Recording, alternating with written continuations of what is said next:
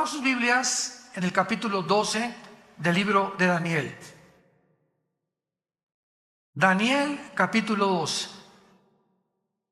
En esta serie voy a concluir con las preguntas: ¿a qué tiempo podríamos llamar bíblicamente el tiempo del fin?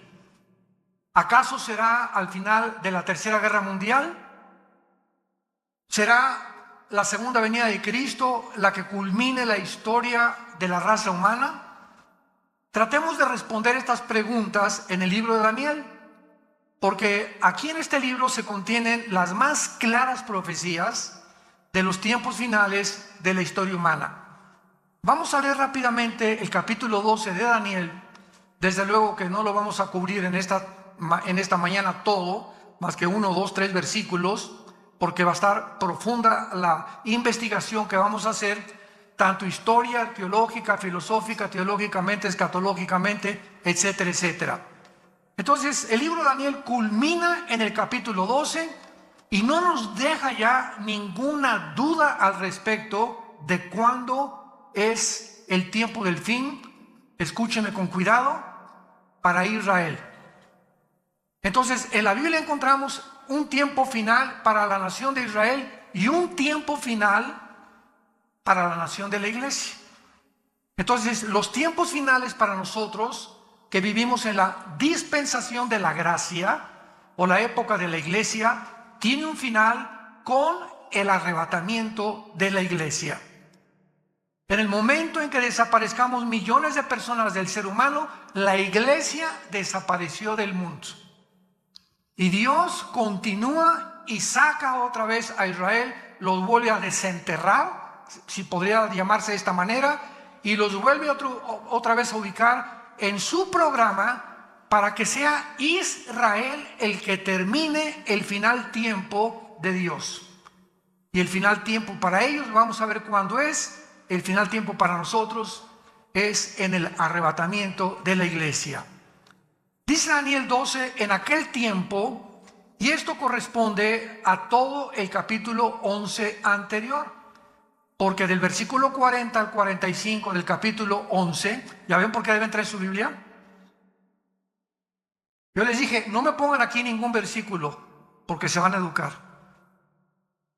Ya no es posible, se están acostumbrando a que los ponen y ya no sabes ni cómo manejar tu Biblia, ni dónde está Daniel, ni dónde, porque ya todo está en la pantalla, y es una ayuda, pero no podemos nosotros depender siempre, porque la tecnología se puede volver en contra de nosotros. Todo cristiano tiene que traer su Biblia el domingo a la iglesia. Si es que amas la palabra de Dios, amas la verdad y quieres volverte diestro en el uso de la espada del Espíritu. El versículo 11 al 40 al 45 de Daniel menciona las guerras del anticristo, las últimas guerras del anticristo. Y acabando las guerras del anticristo, cuando dice el versículo 45 del capítulo 11 de Daniel, que el anticristo plantará las tiendas de su palacio entre los mares y el monte glorioso, mas llegará a su fin y no tendrá quien le ayude. El capítulo 11 termina diciendo cuando el anticristo se muda o se cambia a la ciudad de Jerusalén con sus cuarteles generales.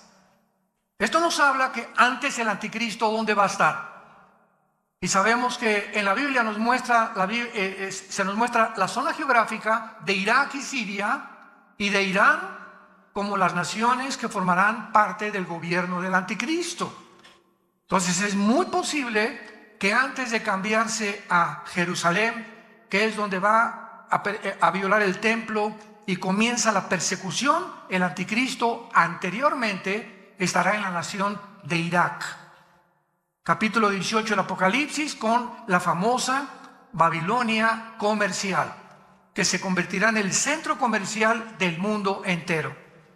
Entonces, el Espíritu Santo comienza el capítulo 12 en aquel tiempo. ¿En cuál tiempo? En el tiempo en que el anticristo instale sus cuarteles generales en Jerusalén. ¿Qué va a pasar en ese tiempo? Dice la Biblia, se levantará Miguel. ¿Por qué? Porque será en ese tiempo cuando se mude a Jerusalén, que viola el templo y comienza la persecución contra los judíos. Y dice Apocalipsis capítulo 12, vi una guerra en el cielo, Satanás y sus ángeles, Miguel y sus ángeles, se enfrentaron los dos ejércitos y no prevalecieron, y Satanás fue arrojado a la tierra con todos los ángeles caídos y los demonios durante el tiempo de la tribulación. Entonces vemos que este tiempo que el Espíritu Santo está hablando, cuando se levante Miguel, será a los 3 primeros años y medio de la tribulación. Recordemos que la tribulación dura 7 años. Entonces, a los 3 y medio años, primero, el anticristo viene con paz y abriéndose un prestigio en el mundo, etcétera, etcétera. Pero a los 3 años y medio, el tratado que él firma por 7 años con los judíos, Daniel 9:27, lo va a violar. Y en cuanto lo viole, comienza la persecución contra los judíos. Esto corresponde a Mateo 24:15, que Jesús les advirtió: cuando veáis la abominación desoladora, que el profeta Daniel les dijo, escapen a los montes, porque habrá tribulación como nunca jamás en la historia la había habido. Entonces ven, cuando nosotros unamos las piezas de Daniel, Zacarías, Apocalipsis, etcétera, etcétera, podemos tejer una fábrica, ¿verdad? Una tela donde todos los hilos tienen que corresponder unos con otros. Y cuando tenemos este pedazo de tela o este pedazo de doctrina, ya podemos saber claramente que es una doctrina. No es un hilo por acá y otro hilo por allá, y yo creo que esto y por acá. La Biblia no se interpreta privadamente, sino tenemos que interpretar precepto sobre precepto, línea sobre línea, dentro, a no ser de un contexto, un pretexto para después justificar una doctrina.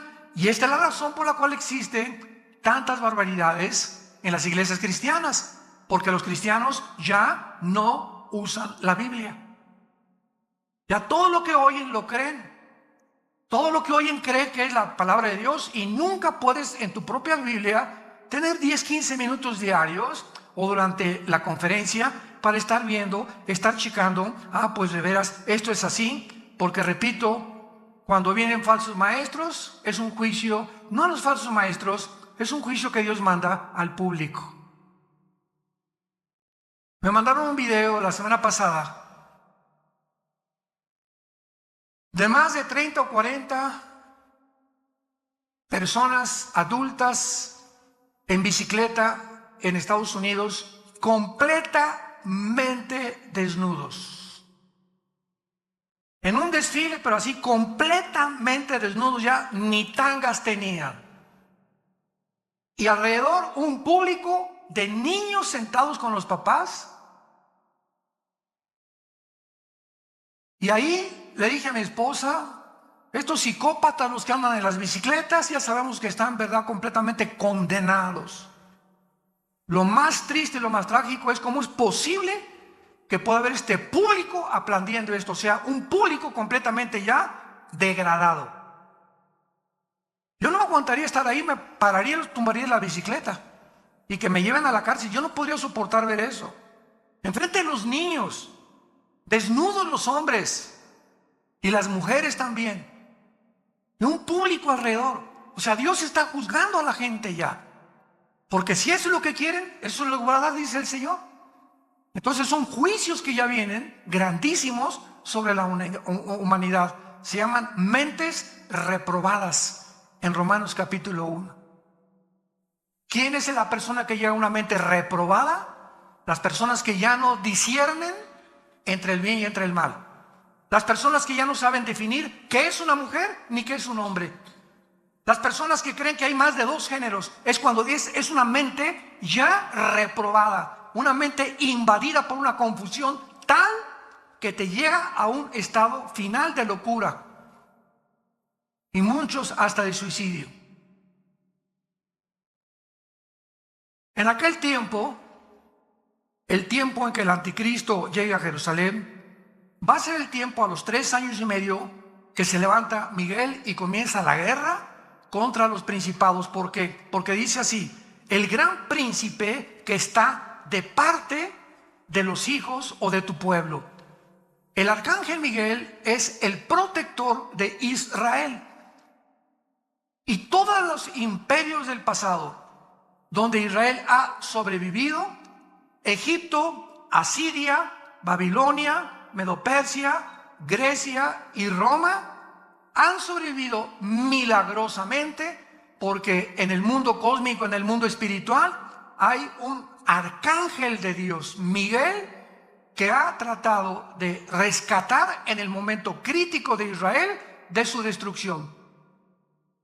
Cuando Satanás supo en el siglo XX que si Israel regresaba a su tierra, comenzarían a contarse las profecías finales de la historia del mundo, ¿saben lo que hizo Satanás? Tomó un hombre llamado Adolfo Hitler y a través de este hombre lo hizo desviarse de la guerra contra Rusia, contra Inglaterra, Canadá y Estados Unidos.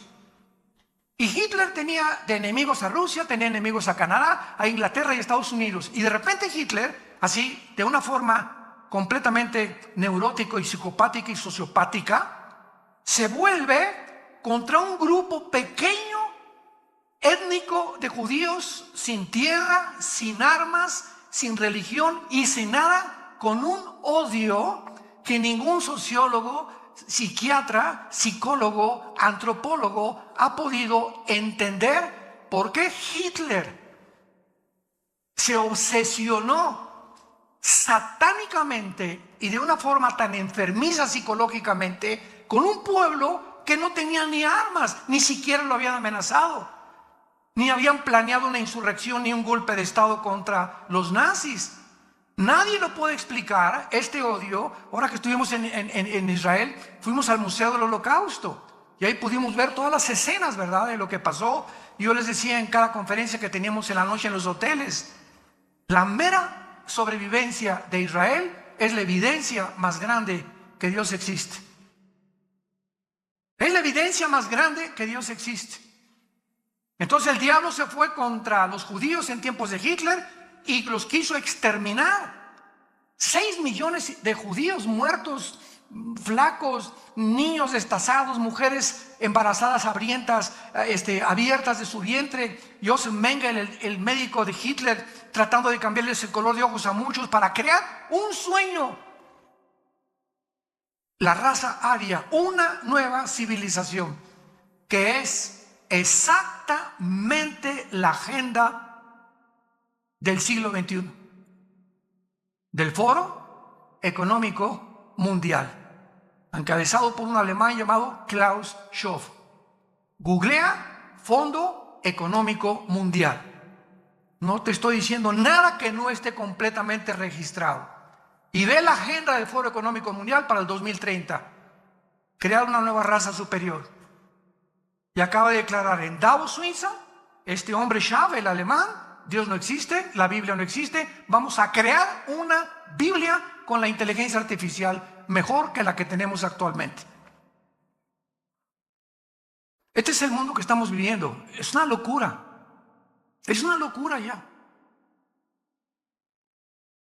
Entonces Miguel se va a levantar porque él es el que ha defendido a Israel, y a continuación dice: y será tiempo de angustia, que corresponde a los últimos 3 años y medio de la gran tribulación, o corresponde a la gran tribulación, lo cual nunca fue desde que hubo gente hasta entonces, nunca fue desde que hubo gente hasta entonces, pero en aquel tiempo será libertado tu pueblo, todos los que se hayan escritos en el libro, y muchos de los que duermen en el polvo de la tierra serán despertados, unos para vida eterna y otros para vergüenza y confusión perpetua. Los entendidos resplandecerán como el resplandor del firmamento, y los que enseñan la justicia a la multitud como las estrellas a perpetua eternidad.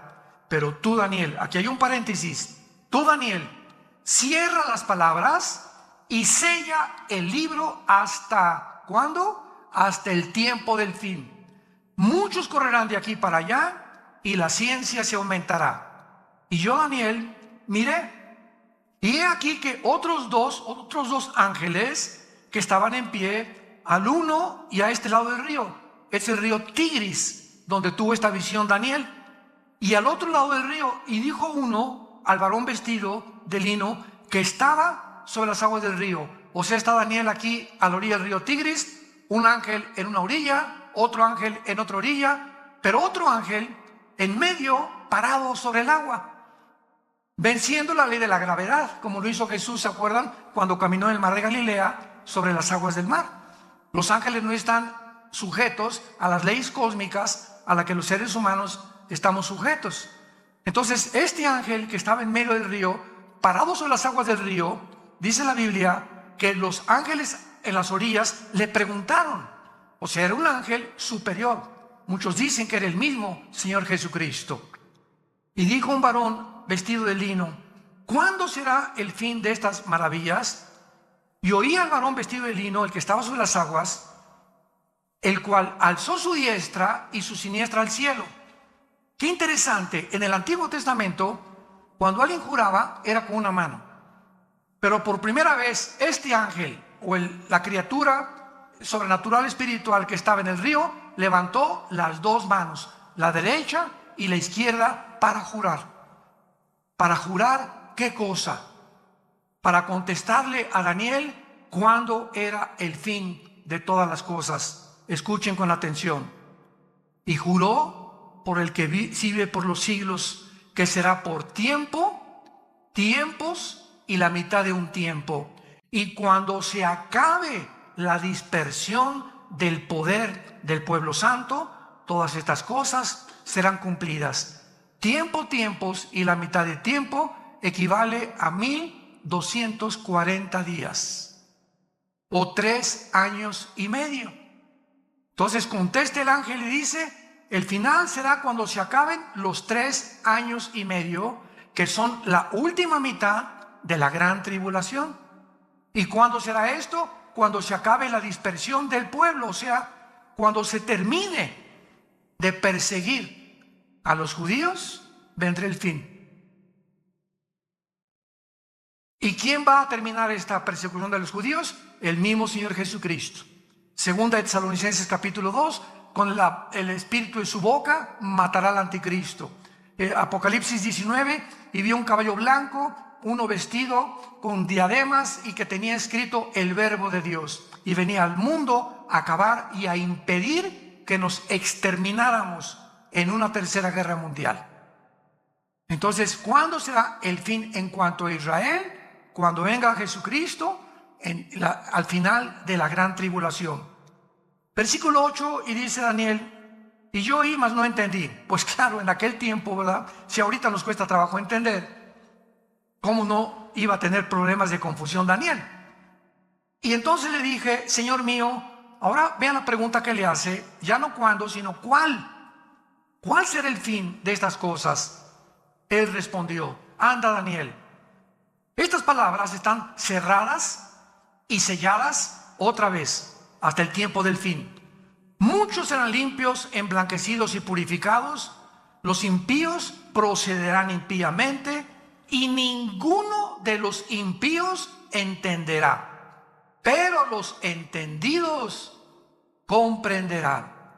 En los tiempos en que estamos viviendo, la mayor parte de la humanidad se levanta, desayuna, va al trabajo, come, regresa, ve una película en la noche, se acuesta y así le pasan 3 o 4 años y lo único que tiene en su mente es cómo hacer más dinero o qué negocio planear o cómo mantenerme trabajando. Todo están encerrados en un globo donde no hay absolutamente ninguna luz, ninguna esperanza de poder abrir una ventana y sacarlos del mundo de la cárcel en la que la humanidad se encuentra encerrada. Se llama el mundo de las tinieblas. Y estas tinieblas que están en el mundo ya van a ser más densas y más densas. Y la gente va a estar más loca y más loca y más loca, y acabarán aceptando las locuras como algo normal. Todos estos niños y familias que estaban viendo estos encuerados, infelices en las bicicletas, a los niños de 3 o 4 años de edad, te das cuenta que ya están completamente en tinieblas, ya no disciernen, ya creen que es normal y que ya debemos realmente encuerarnos públicamente. Las tinieblas van a aumentar en la vida del ser humano, pero los entendidos comprenderán. Mi pregunta antes de continuar y terminar esta lectura es la siguiente: ¿a qué equipo perteneces? ¿Al equipo de los impíos? Tu vida es confusión, ya no distingues, ya no disciernes, para ti no hay una verdad absoluta, todo es relativo. Para ti el mundo, a través de la tecnología, como dice el Fondo Económico Mundial, y de la genética, vamos a crear a una raza superior. ¿Eres de los que apoyan y creen que Elon Musk, el director del Proyecto X, y Tesla va a meter un chip en el cerebro, conectarlo con cientos de alambres, con una computadora conectada a la nube, para que a través de estos alambres en el cerebro pueda cambiarte tus pensamientos y comenzar a controlar la mente del ser humano? ¿Crees que esto puede llegar a ser posible? ¿Crees que se pueda, el ser humano como se encuentra tan loco actualmente, crear una raza humana?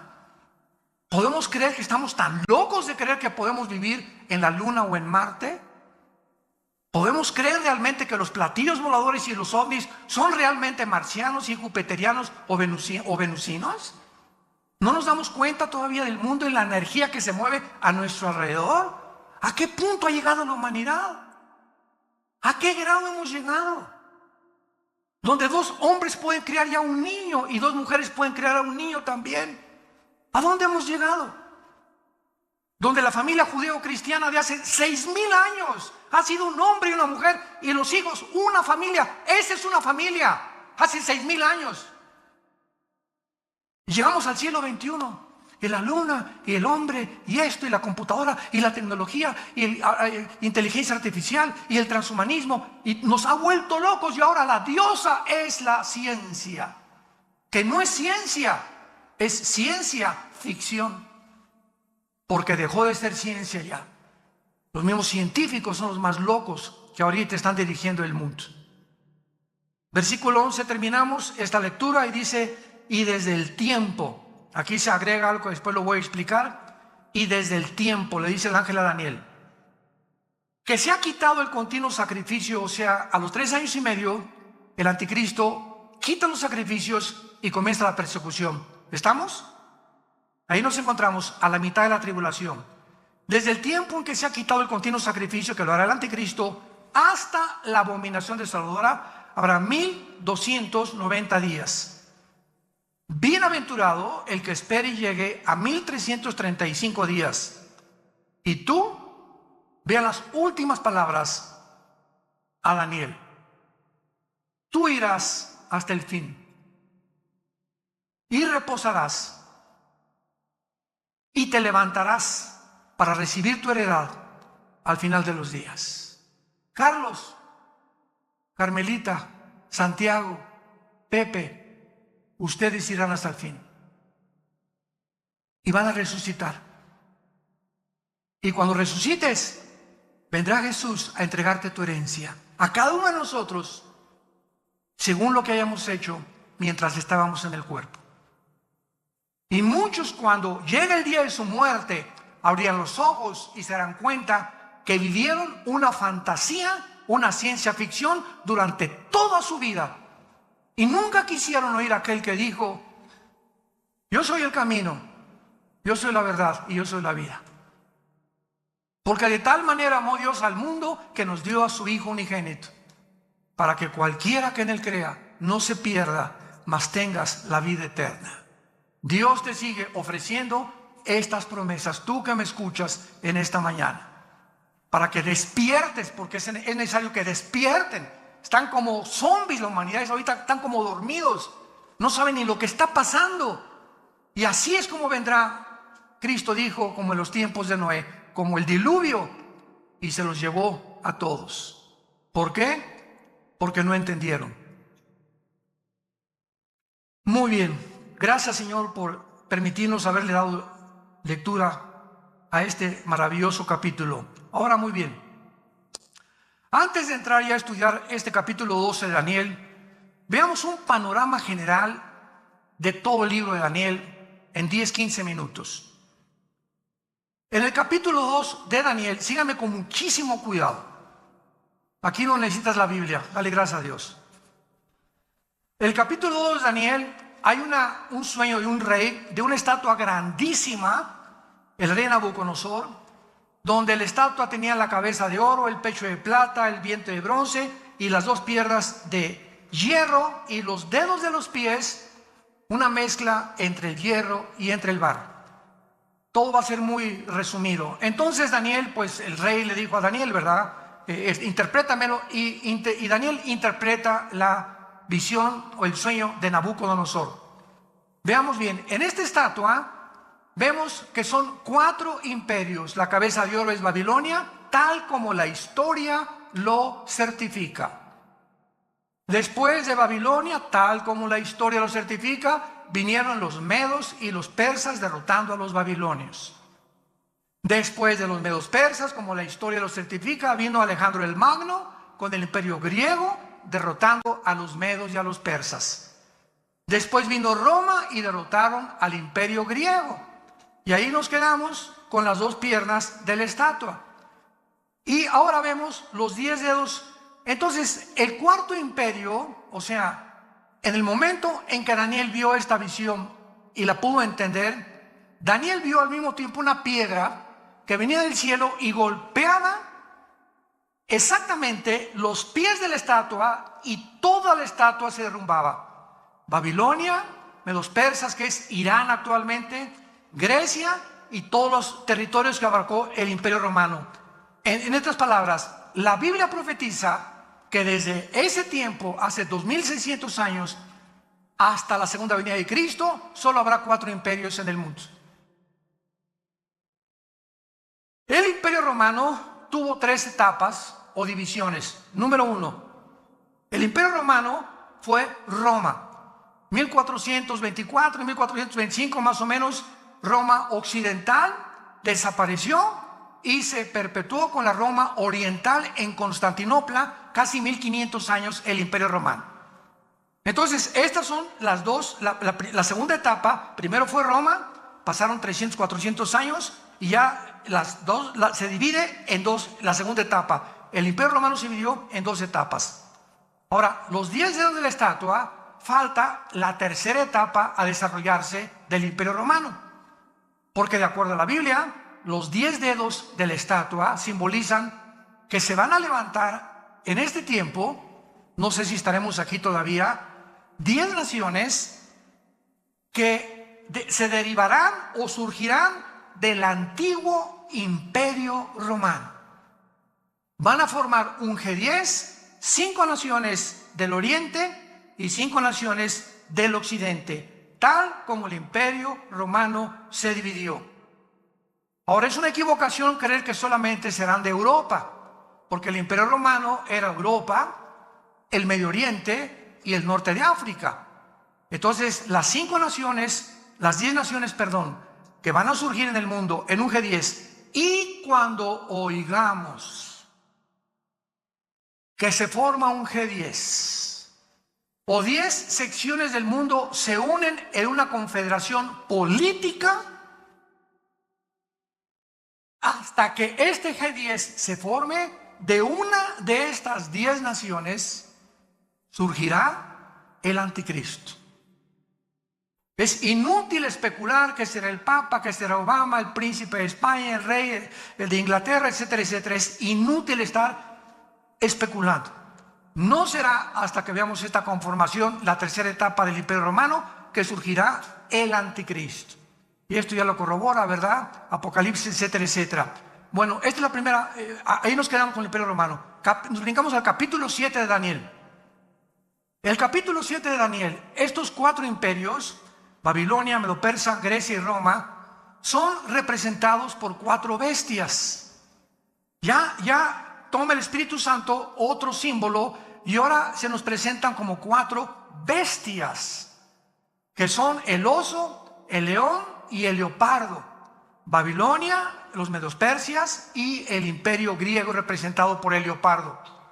Y en el capítulo 7, el cuarto imperio Roma, se le agrega algo. Vean ustedes gradualmente la revelación, porque nos va a llevar todo esto al punto geográfico donde surgirá el anticristo. O sea, el Espíritu Santo va reduciendo y nos lleva finalmente, lo vamos a ver culminado en el capítulo 12 que vamos a estudiar, donde surgirá el anticristo. Entonces, en la visión del capítulo 7 de Daniel, vemos nosotros al oso, al león y al leopardo, pero el cuarto imperio Roma ya no se le da ningún nombre de ninguna bestia. Y por primera vez aparecen en el cuarto imperio 10 cuernos y un cuerno pequeño, que nos los interpreta más adelante en el mismo capítulo, que ese cuerno pequeño simboliza al anticristo. De esos 10 cuernos surgirá el anticristo. Y ahí se queda el capítulo 7. Y nos brincamos al siguiente, capítulo 8, y en el capítulo 8 ya no son los 4 imperios, ni tampoco los 4 imperios de las bestias, sino que ahora el Espíritu Santo en el capítulo 8 de Daniel nos representa a 2 imperios nada más. Al imperio griego, representado por un macho cabrío, y el imperio medio persa, representado por un carnero.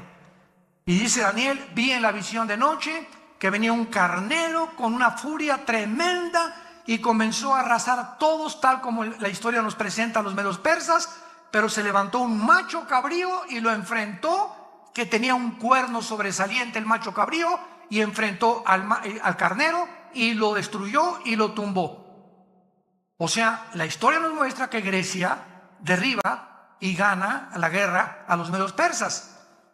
Y dice el capítulo 8 de Daniel: pero cuando el macho cabrío derriba al imperio medio persa, se muere el cuerno grande, que ahí mismo dice que es Alejandro el Magno, que fue el líder del imperio griego, y se le simboliza como un leopardo por la velocidad con la que conquistó el mundo antiguo.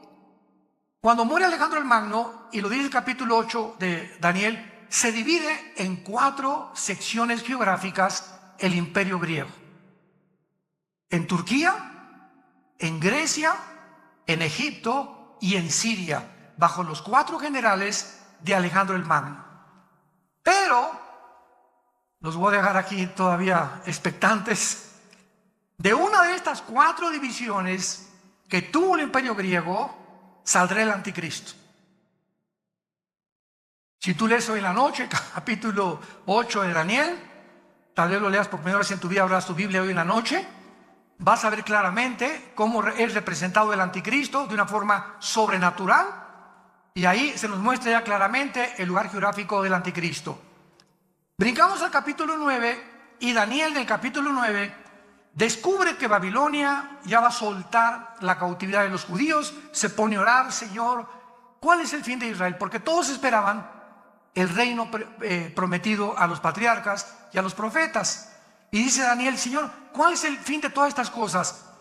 ¿Vas a acabar con Israel o ahorita que regresen de Babilonia, volvemos a levantar el imperio, ¿verdad?, de Israel, y regresaremos a nuestros sacrificios, etcétera, etcétera? Y entonces el ángel se le aparece a Daniel y le da la profecía de las 70 semanas. 70 semanas de Daniel 9, 24 al 27. Daniel, te voy a revelar en años cuándo va a suceder toda la historia de Israel.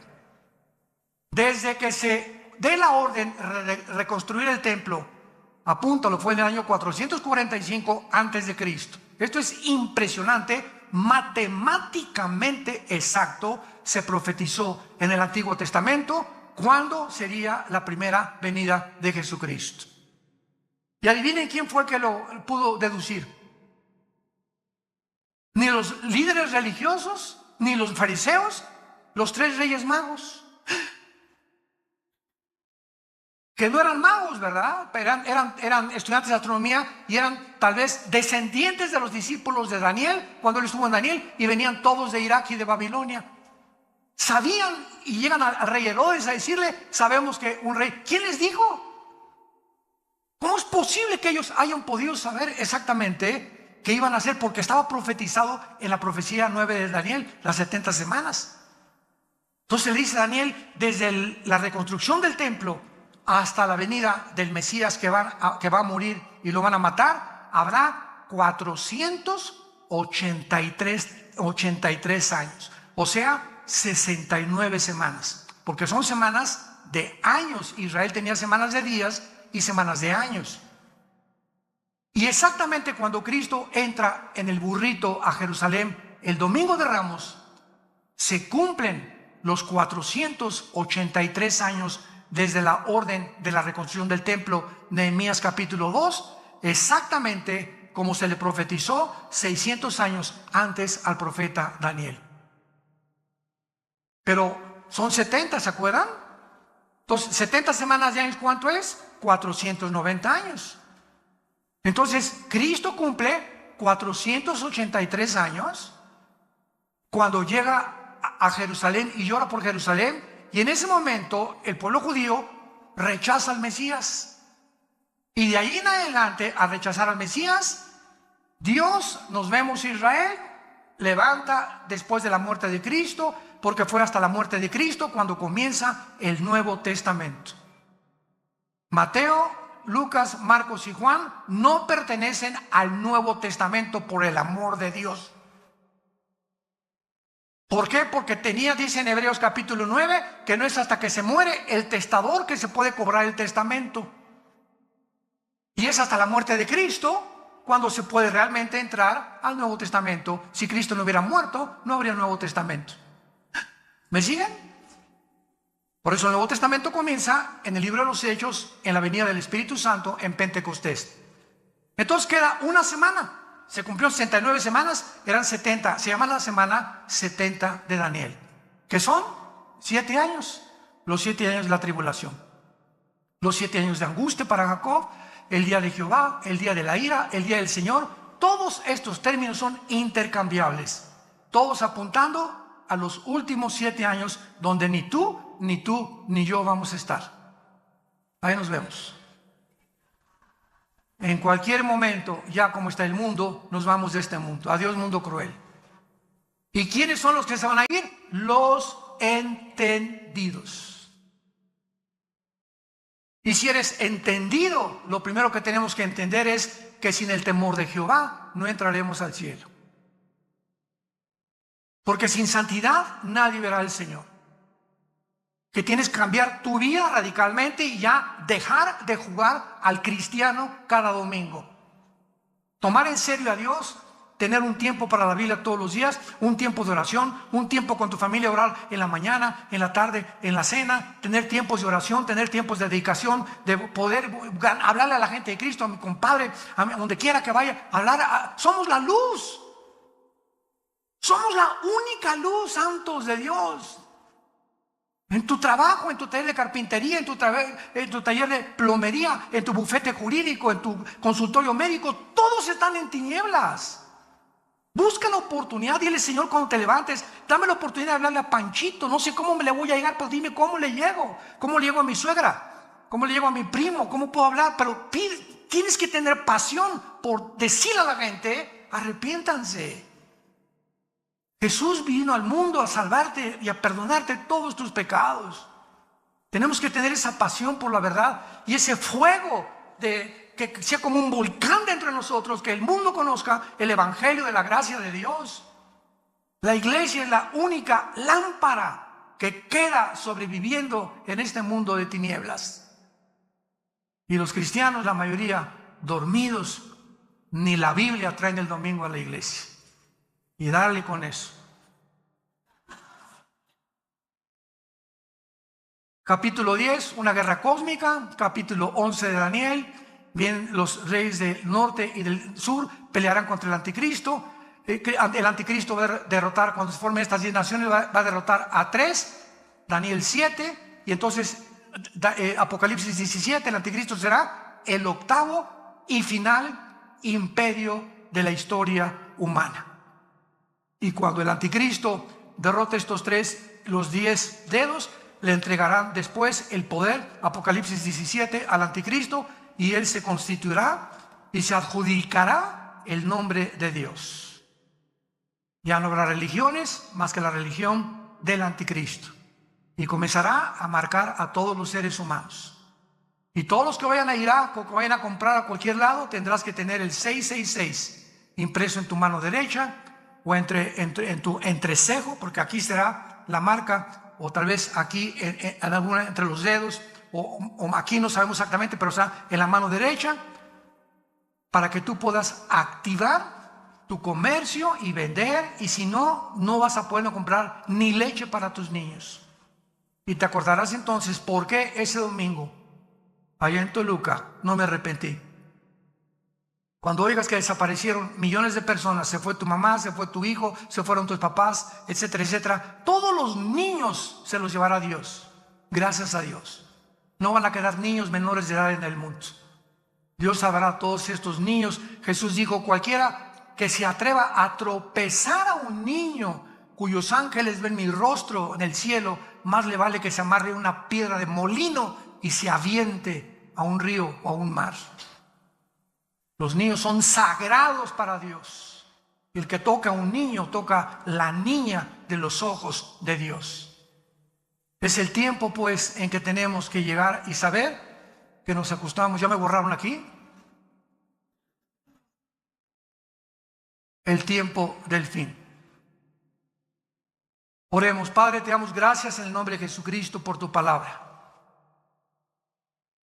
Gracias, Señor, por llamarnos al arrepentimiento y saber que tenemos que reconocer que muchos seres humanos se encuentran aún presos, encarcelados, viviendo en estrés, con ansiedad, con angustia en sus almas todos los días para conseguir el pan de mañana.